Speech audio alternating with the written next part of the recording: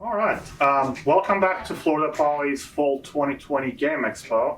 Here in the studio, I have Robert Shinsky with me, and he's the creator of the game Space Explorer. Yes.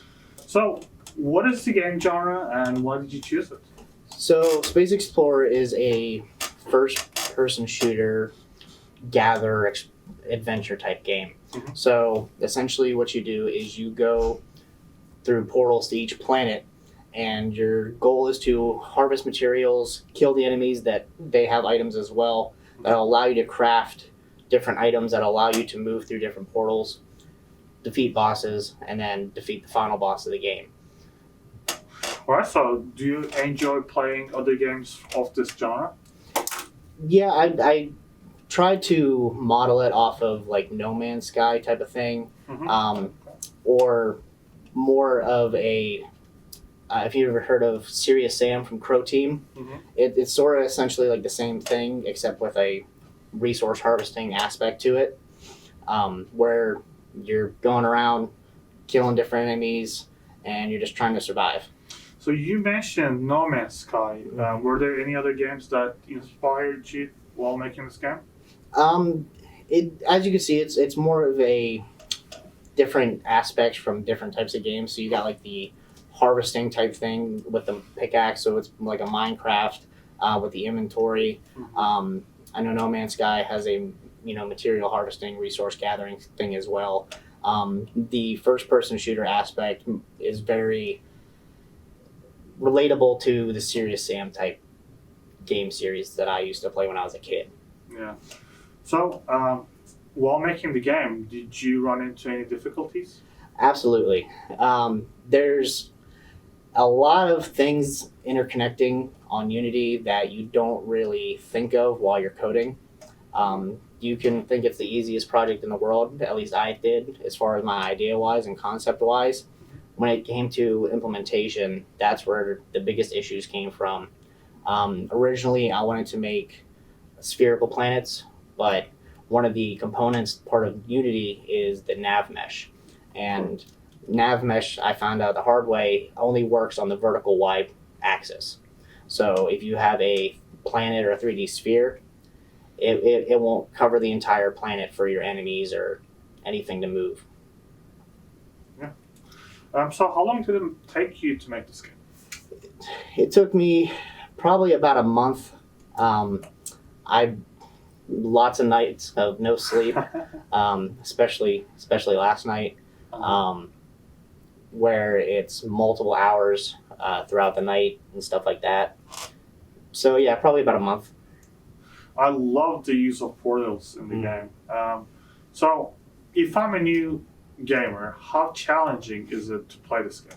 It's not too challenging. I tried to make the enemies and at least the majority of the bosses enjoyable, where they don't really do that much damage to you. Of course, there is the aspect where you can die, but the final boss is supposed to be your test. So as long as you're able to hit the shift key to run and able to aim, you should have no problems at all. And I'm assuming this is the boss we're seeing right This now? this is one of them. So this is the boss for the moon.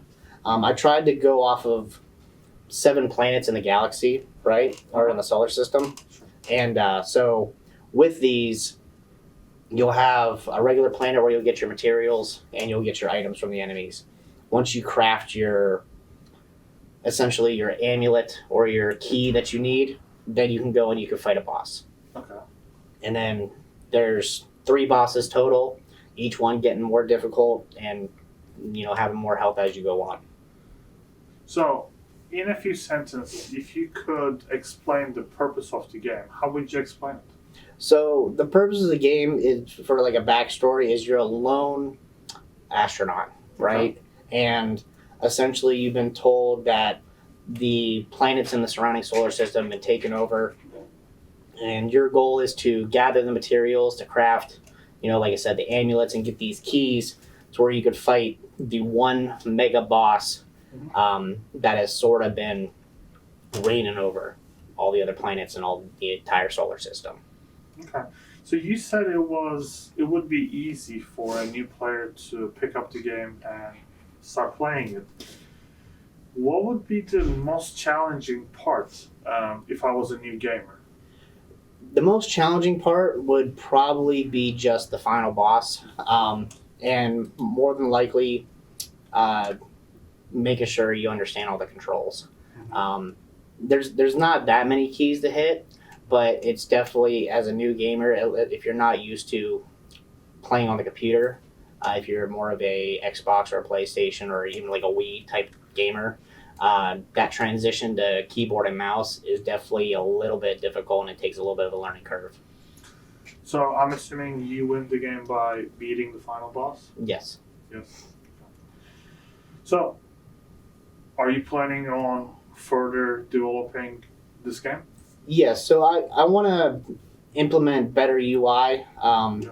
add more planets, maybe jump to almost like a No Man's Sky, where you could jump to different solar systems. There's more enemies, harder enemies. You can have upgradables, so you can get better guns, better pickaxes. You can get uh, different resources that are not in the typical like I'm gonna mine some ore and I'm gonna get some items. It might be you can start crafting uh, bombs, if you wanted to, or almost like a RPG type element where you have stat boosts, stuff like that. So, if you had unlimited amounts of time, how would you have done differently with the game development? If I had a limited amount of time, I would definitely start earlier. So, Yeah. And make sure that my concepts were executable and not just a theory type thing. So it was one of the biggest problems I had was doing the research into it, looking into the type of the game I wanted to make. It seemed pretty easy. I can get this done in like a week, 2 weeks. And then just like with everything else, as you're going along, especially with programming, and computer science, software engineering, you could be coding and something can go wrong. You can have a bug and you could be stuck for like 2-3 days.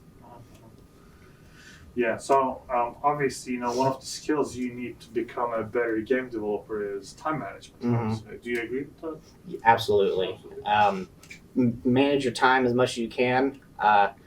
Make sure you get sleep too. I know that's a big thing too, because when you're not getting enough sleep, you start panicking when you're trying to think of the code. Your eyes start hurting, your brain starts hurting, and then you're sitting there staring at the same line of code for 6 to 10 hours, and you don't know what's going on. Yeah, you should be proud of your work because the game looks great. So, did you create 3D models or? No, so it was all a bunch of free assets off the Unity store. A lot of the like the portals and stuff like that, those were all made by me. Very simple. I just used the particle systems that was included in Unity, changed it up a bit, and looked up some videos on how to make it look like an actual portal with different colors. All right, great. So, are you planning on making more games in the future?